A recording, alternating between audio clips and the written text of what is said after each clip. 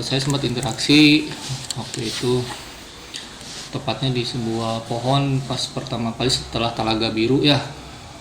Setelah Telaga Biru di situ ada pohon besar. Ya itulah sosok hitam yang tadi teman-teman ceritakan. Sebenarnya ada hubungannya dengan saya itu kenapa? Nggak percaya, si sosok hitam ini sebenarnya bukan asli dari sana.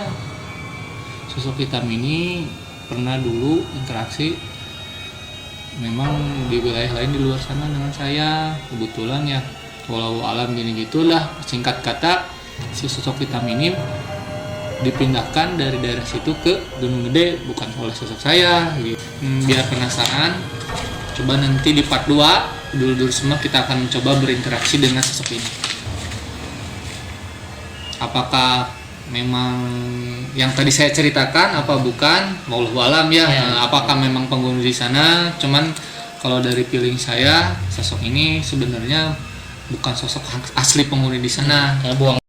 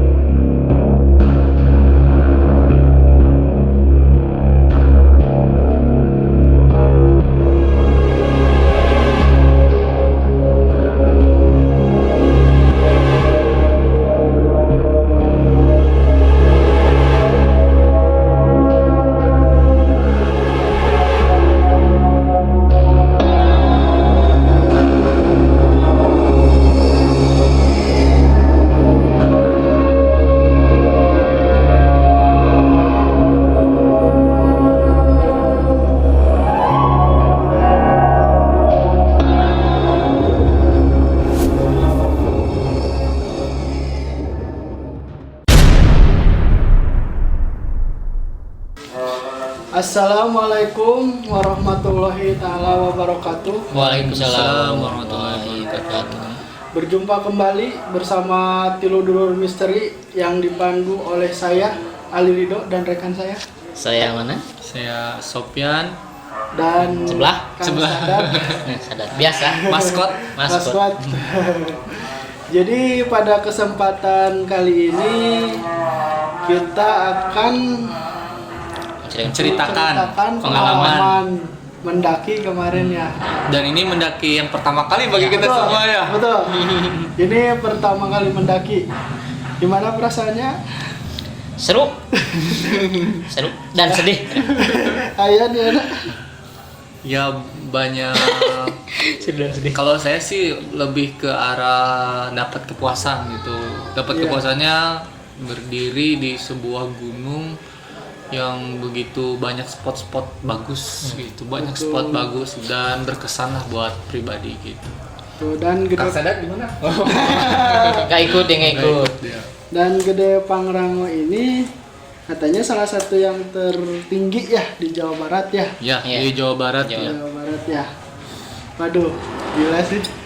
Saya sampai bengek. Jadi waktu itu kemarin kita mendaki itu hari Sabtu ya. Hari Sabtu, Sabtu malam Minggu. Malam Minggu, Sabtu. tanggal 22 ya. Tanggal 24. 24. Oh, sorry tanggal 24. Kita kemarin melalui rute mana Kang Ido? Kita Cibodas ya? Cibodas. Dan yang itu nggak prediksi ya? Ya. Iya. Padahal di pertama kita pengennya melalui rute mana? Putri. Gunung Putri asalnya mau Tahunya naik kita lewat situ ya. ke Cibodas karena nggak tahu jalannya ke Putri. Iya.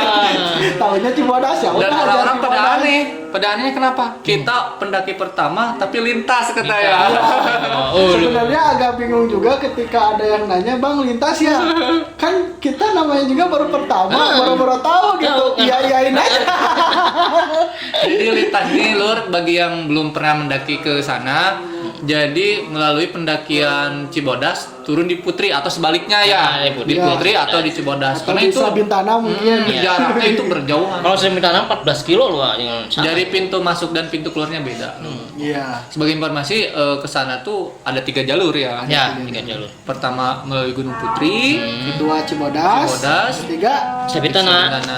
Nah, informasi juga buat dulur kalau yang mau ke sana arah tujuannya pengen ke Surya Kencana itu lebih baik melalui Gunung Putri ya, karena itu langsung ke alun-alun Surya Kencana. cuman Iya. kalau yang mau ke Pangrango, mau mending gede ke Pangrango, Cibodas. Cibodas. Ya, Tapi kalau mau jauh, Sabintana. Iya, 14 km loh. melehoy loh. Dari Tapi ya awal- Kak, kalau yang apa yang udah kenama udah biasa. Iya, 14 apa 16? 14. 14 km yang tercatat di alun-alun Alun-alun. sampai Yang di Selat Bintana. Ya.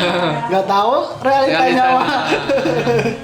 Kan waktu di Tanjakan Bayangan juga 200 meter lagi. Udah nyampe 200 meter, tahunya sampai puncak 250 meter lagi kan. Ya.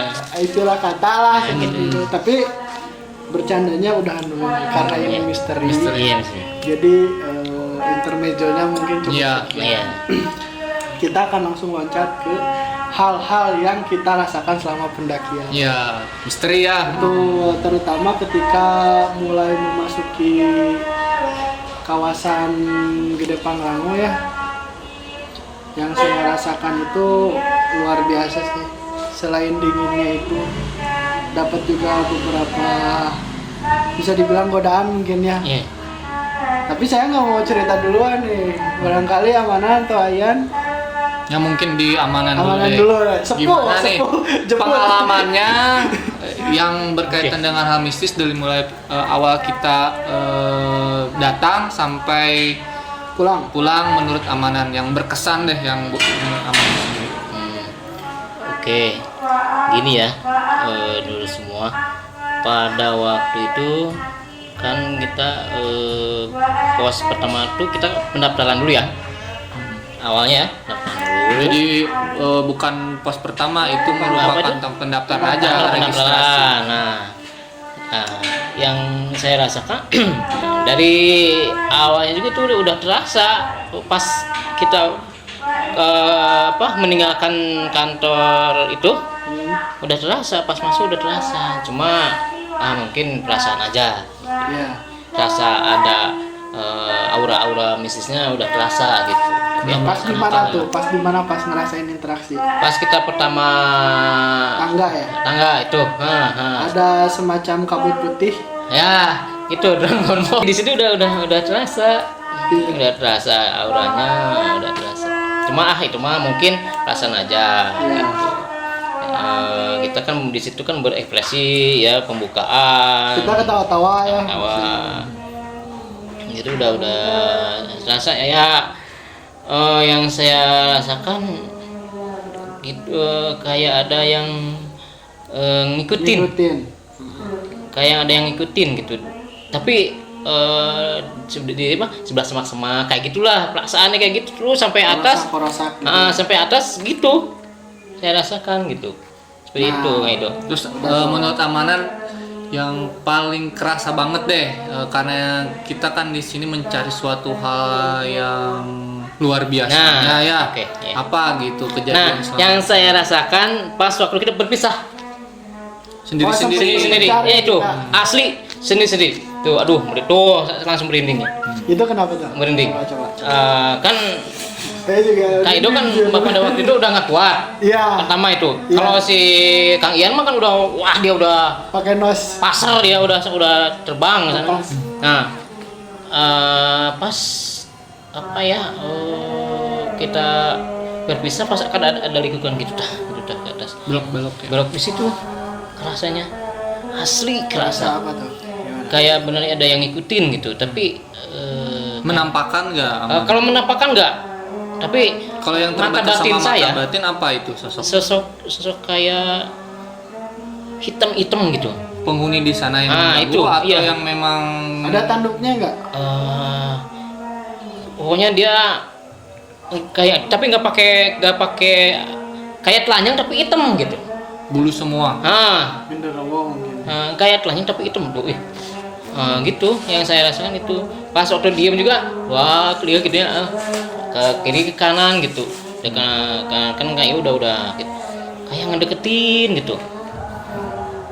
Tapi istilahnya saya kan sambil sebisa mungkin ya sambil baca-baca gitu, jangan ganggu, udah saya juga kesini tidak mengganggu gitu. Kalau Kang Ian sendiri gimana Kang? Ini beresin dulu nih yang amanan biar gak lari-lari nih. Terus apa cuman segitu yang amanan tangkap? Nah, terus Selama perjalanan sampai pulang. yang saya rasakan itu pertama. Itu pertama. Keduanya di pos berapa ya? Saya diam dulu waktu itu, diam dulu. Sendiri Sendiri. di Waktu saya nyupin peluit pasti ada yang dengar. Ya. Oh, itu yang mau ke kandang batu sebelum air Nah, panas. saya nyupin peluit di situ karena udah mulai tegang itu. Udah mulai tegang. Oh, itu jadi pas dia peluit itu karena merasakan sesuatu. Udah mulai tegang itu. Aduh, gimana? Ke atas sepi, ke bawah sunyi gitu ya. Jadi yang saya rasakan saya dikelilingi ini diikutin burung hitam, betul. Burung hitam sama tawon. Oh iya, betul. Terus-terusan itu ikut ini ada apa gitu maksudnya gitu. Iya. Ya, nah di situ saya mulai agak tegang di situ. Takutnya ada sesuatu, tapi ya saya yakin lah gitu. Semuanya keyakinan saya berdoa sebisa mungkin saya harus sampai ke kandang badak karena kan semua yang mau camp kan di situ.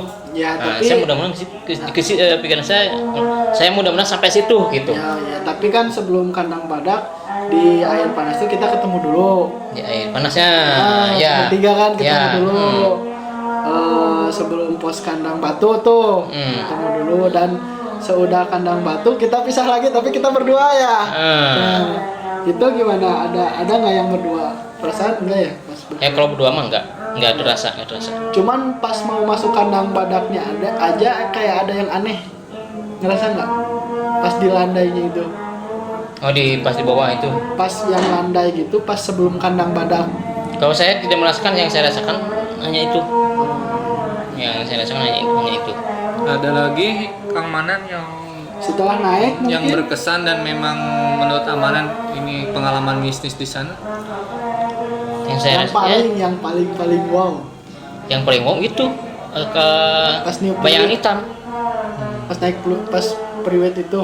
Itu yang kayak ngikutin bayang hitam itu, ngikutin gitu. Itu yang memang saya langsung priwitnya langsung ditiupin itu kayak mau rasanya kayak ngedeket gitu. Tuh udah aduh saya ya Allah Merinding sih ya. merinding. Yang mau ngedeket gitu. Nah, saya priwit itu ditiup supaya Ido tuh ngedenger, semua kayaknya denger gitu. Dengar itu. Itu saya kayak mau deket paling jaraknya itu ya misalnya 30 meter lah dari sosok itu. Itu apa itu istilahnya kalau kita datang yang nyambut, apa yang mau mengganggu saya tidak tahu. Itu yang saya rasa Sudah jelas ya. itu yang sosok hitam itu gitu. Sama kan kita udah nyampe kandang badak. Di kandang badak kira-kira ada hal apa? Nah, kalau di kandang badak lain lagi yang saya rasakan. Kan udah mulai malam ya waktu itu ya. Memang udara sangat ekstrim sekali ya, itu dingin banget di situ. Kayak kita duduk di kulkas. Nah, yang saya rasakan si tenda kita ini kayak ada yang nungguin. Nah, kayak yang ada nungguin, tapi bukan sosok itu. Beda lagi, bukan sosok yang hitam itu. Ini kayaknya sosok emang kalau disebut karuhun lah. Itu yang saya rasakan itu. Yang jaga mungkin. Mungkin ya, Sahabat lah. Yang saya kan sosok itu gitu. Itu yang saya rasakan itu. Pengalaman bisnis Kang Ido gimana nih? Agak serem juga sih Kang. Kan kita berangkat tuh habis sahur ya. Iya. Kita berangkat habis sahur dari rumah. Jadi waktu itu sempet belanja gitu di pasar Cipanas ya, Panas. pasar Cipanas ya, terus ke pendaftaran. Nah udah naik, masih aman sih. Nah interaksi pertama saya ada di Telaga Biru. Iya, yang pertama ya. Itu pertama banget, itu ibaratnya sambutannya mungkin di situ yang Iya. di Telaga. Nanti dulu bisa ngelihat Kang Ido lagi berinteraksi di Telaga Biru di ya? Telaga Biru. Kebetulan saya merekam Iya. Kang Ido lagi diam. Nah itu interaksi pertama, itu aman tuh, aman jujur aja, santai. Habis itu kita nanjak lagi, sampai saya udah ngerasa ini berhenti lah, udah lumayan lah, udah naik tuh mau pos berapa gitu. Saya lupa, dan waktu itu sempat terpencar juga kan. Iya. Nah saya yang terakhir. Jadi kejadian itu ngeri banget. Saya nggak tahu kenapa pengen foto-foto nih gini, foto-foto selfie gitu, foto-foto sekitar. Terakhir saya ngambil video gini. Guys, saya udah nyampe sini, capek banget. Nah, di sini tuh kayak ada di pinggir saya di sini kayak ada amanan, padahal amanan tuh udah pergi. Saya tuh perhatiin gini, kok ini kayak amanan sampai gini, terus gini. Pas lihat sini, itu ada sosok hitam yang Sama. Iya, itu langsung cus gitu, nggak ada kaget kan saya. Kiri gua. Dari situ saya sempat langsung agak kencengin. Nah, sih kan saya prit. Itu tuh ya Allah, ih. Saya piriwitan gitu teh supaya kedenger sama Ian, sama Ido gitu. Ada sesuatu yang ngikutin gitu. Habis itu alhamdulillah sih ke atasnya nggak terlalu, kecuali sebelum pos kandang badak tuh kan ada yang landai nih habis nanjak.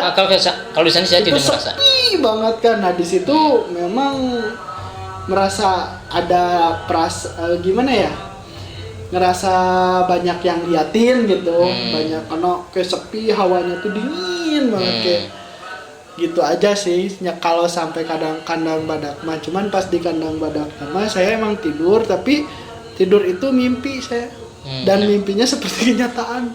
Apa Itu sih ya, amit-amit sih mau bilangnya, Apa? tapi kita Ya supaya tidur tahu. jadi kita tuh meninggal di sana. Innalillahi wa inna ilaihi.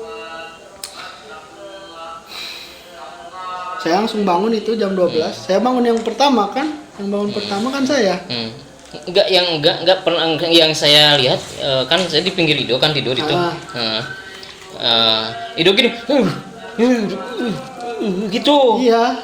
Dok, kenapa dok? Gitu kan. Langsung menuju ke pintu tenda. Mimpi lo gitu. Iya itu kita mimpi di sana tuh udah kayak bener-bener kelelahan gitu, kayak iya lewat gitu. Sana tuh udah. Itu biasanya sebaliknya dok, jadi dikasih Iya. kekuatan. Sebenarnya malah saya jadi mikir gitu ketika pas pulang tuh, apa saya udah mati gitu, apa saya nyari jalan pulang gitu, mikirnya ya karena sendiri tadi kan. Nah itu yang udah di kandang badak. Terus dari kandang badak kan kita sahur nih, habis bangun tidur, prepare masak. Saya sahur, habis itu Kita sahur seadanya waktu itu. Jam 1 sampai jam 2 kan kita sahur tuh sambil ngobrol bercanda. Habis itu kan tidur lagi tuh saya tuh. Iya. Nyampe jam 3 kan. Habis itu kan sahur ya kita jam 1 sampai jam 2. Terus saya tidur lagi sampai jam 3 kan, waktu itu dibangunin juga. Langsung kita beres-beres, semua rapiin tenda tuh. Dan waktu mau naik sih udah kerasa. Emang udah kerasa auranya. Cuman yang saya kerasa banget tuh sebelum tanjakan rantai atau yang sering kita sebut tanjakan setan. Iya. Itu pas saya mau naik tuh tiba-tiba ada suara harimau ngegerem depan saya banget. Jadi pas saya mau naik kayak papasan gitu. Langsung saya kaget kan. Astagfirullahaladzim, tapi nggak apa-apa sih. Cuman itu aja sih yang saya itu. Habis itu habis kita tanjakan setan naik puncak Bayangan, hutan Bayangan ya. Hutan Bayangan. Masih kepisah tuh kan. Itu kalau di hutan Bayangan saya ngerasanya kayak sedih, kayak banyak jiwa yang hilang gitu, kayak yang nggak tahu kenapa kayak ngelihat sosok-sosok tuh yang di bawah pohon lagi kayak istirahat gitu sama saya gitu, kayak pasrah lah udah gitu, kayak jiwa-jiwa yang emang sendiri gitu, nggak tahu ditinggalin atau gimana juga. Saya ngerasa banyak seperti kesedihan kalau di hutan. Naik ke Gede itu kan masih oke lah, ke Gede, di Gede nggak terlalu banyak, turun ke bawah karena mungkin saya capek, sempat istirahat kan, kelar lah itu matras. Habis itu kan ditinggalin lagi tuh dari di Surken tuh. Saya di Surken pas tengah-tengah tuh saya tiduran gitu, udah terlentang aja, kayak ngelihat sisi lain dari bumi dan ngelihat ada apa ya, bisa dibilang sebuah seperti kursi-kursi di tengah-tengah tuh, kayak kursi kayak di tengah rumah, kayak dari batu-batu gitu, terus ada mejanya. Nah tiba-tiba saya pengen ke situ tuh, saya sempat nyamperin ke situ. Mungkin di sini tempat kumpulnya mungkin ya, alam saya kurang tahu dari situ. Saya habis itu lanjut dengan terhempas-hempas kaki. Udah lumayan gejet juga sebenarnya. Nyampe pulang tuh kan mau lewat Putri. Nah dari Surken tuh kan ke pos 5 ya, di pos 5 mau hujan tuh. Saya diriin tenda tuh di situ. Dari pos 5 aman sih itu, saya sempat istirahat, malah ketiduran sekitar sejam lah ngistirahatin kaki sampai saya pijat-pijat juga. Banyak sih itu yang kayak nyamperin ke tenda, "Bang, kenapa Bang?" Enggak. Nah dari 5 ke 4 masih oke. Nah dari 4 ke 3 tuh treknya panjang nih. Tapi masih belum. Cuman yang ada lagi interaksi itu dari 3 ke 2. Pas 3 ke 2 itu saya sampai lari bener, sampai kayak udah mah banyak yang kayak nanya gitu, udah nanya lah, banyak yang nanya, banyak yang mau ikut dari situ. Terus belum lagi satwa liarnya di sana yang bergelantungan. Saya pada muncul itu benar-benar sendiri, dan itu kira-kira jam 5-an dan mau turun kabut. Waktu itu saya benar-benar sendiri, itu benar-benar lumayan sih itu buat saya pengalaman yang rada-rada.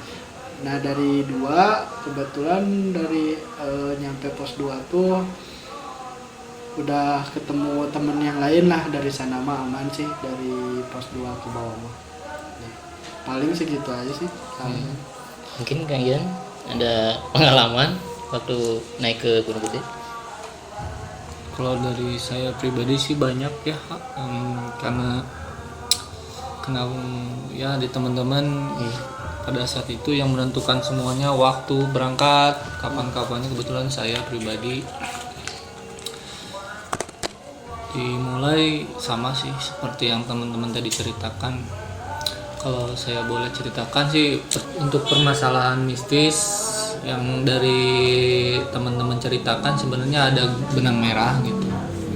Yang tadi ketika kita datang pertama kali, karena saya bukan berarti waktu itu pengen cepet-cepet ya, tapi karena memang paling pertama tuh karena memang secara alam sadar saya ya, dan memang bawaannya memang harus saya yang duluan gitu. Jadi dari yang tadi teman-teman ceritakan di pas pertama kita perjalanan dari pos pertama yaitu tempat registrasi sampai ke kandang badak tempat camp kita, saya sempat interaksi waktu itu tepatnya di sebuah pohon pas pertama kali setelah Telaga Biru ya. Setelah Telaga Biru di situ ada pohon besar. Ya itulah sosok hitam yang tadi teman-teman ceritakan. Sebenarnya ada hubungannya dengan saya itu kenapa? Nggak percaya, si sosok hitam ini sebenarnya bukan asli dari sana. Sosok hitam ini pernah dulu interaksi memang di wilayah lain di luar sana dengan saya. Kebetulan ya, walau alam gini gitulah, singkat kata si sosok hitam ini dipindahkan dari daerah situ ke Gunung Gede bukan oleh sosok saya gitu. Jadi dia penasaran. Tapi ganggu ya itu. Ganggu karena dipindahkan itu karena mengganggu. Biasanya juga mengganggu. Dan mengganggu gitu. Karena waktu itu dipindahkan dari daerah yang memang yang tempat asal sebelumnya memang mengganggu, sering istilahnya melanggar perjanjian mereka, sering menampakkan kepada manusia gitu. Makanya ya sosok yang itu dipindahkan ke Gunung Gede. Ketika kita datang ke sana, ini berusaha interaksi sama, terutama sama saya dan sama teman-teman yang kebetulan kalau dengan saya memang ini ya saya mungkin fokus ya langsung lah duluan gitu. Cuman saya waktu itu sudah ada interaksi gitu. Dan tapi mungkin ditangkap sama teman-teman ya karena tahu mungkin dari daerah asal dia yang sebelumnya gitu. Itu kalau yang saya rasakan dan saya pahami ya, itu mah saya cerita ya menurut versi saya lah gitu. Kalau dan ketika di camp, karena saya tidur ya banyaknya kalau ketika di Kampung Badak, berkesan lagi ya tadi di hutan bayangan seperti Kang Ido bilang, karena saya jujur pengen ngejar sunrise ya, sunrise. Karena teman-teman kita perjalanan dari Kampung Badak itu jam 3 itu sekitar 3 jam ya?